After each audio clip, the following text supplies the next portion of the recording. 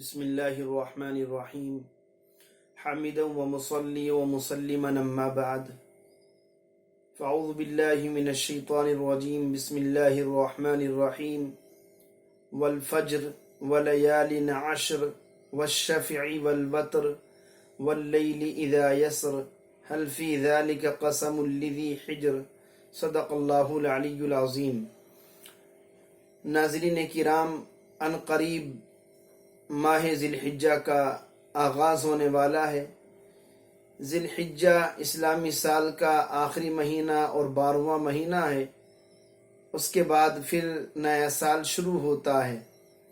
ماہ ذی الحجہ کے احادیث مبارکہ میں بڑے فضائل آئے ہیں، بالخصوص اس کے شروع عشرے کی اور پہلے 10 دنوں کی راتوں کی بڑی فضیلتیں ہیں۔ قرآن مجید میں بھی اللہ تبارک و تعالی نے عشرہ اول کی راتوں کی قسم کھائی ہے۔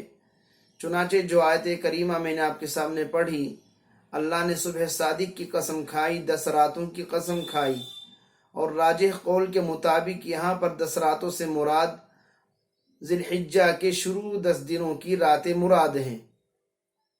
اس کے بعد اللہ نے جفت کی اور طاق کی قسم کھائی، اس میں بھی راجح قول کے مطابق شفعن یعنی جفت سے مراد یوم نحر قربانی کا دن 10 ذی الحجہ ہے، اور وتر یعنی طاق سے مراد یوم عرفہ 9 ذی الحجہ مراد ہے۔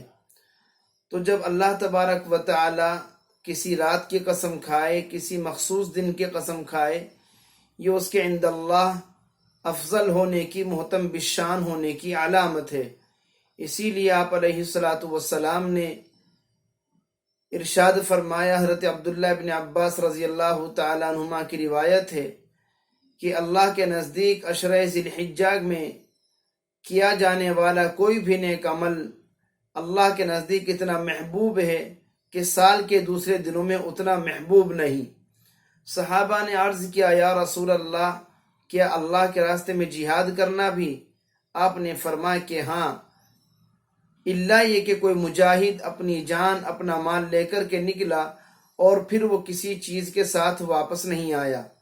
یعنی اگر کوئی مجاہد اللہ کے راستے میں جہاد کے لیے نکلتا ہے ان 10 دنوں میں اور شہید ہو جاتا ہے تو اس کا مقام الگ ہے، لیکن عام طور پر ان 10 دنوں میں کوئی بھی نیک عمل کیا جائے گا، نوافل پڑھی جائیں، روزہ رکھا جائے، کچھ بھی نیک عمل کیا جائے تو اللہ کے نزدیک اس کی فضیلت بہت زیادہ ہے، اس کا ثواب بہت زیادہ ہے۔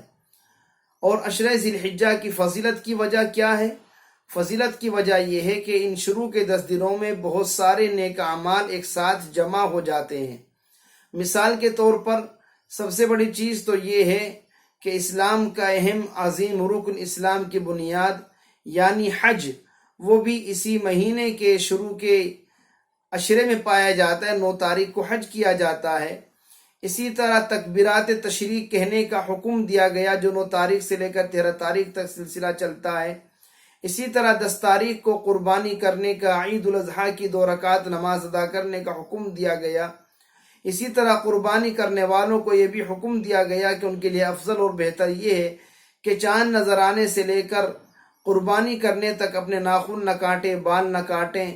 حاجیوں سے مشابہت کے لیے روزے بھی رکھے جاتے ہیں، اور کوئی پورے 9 روزے نہ رکھے، یوم عرفہ کا روزہ رکھے 1 دن کا۔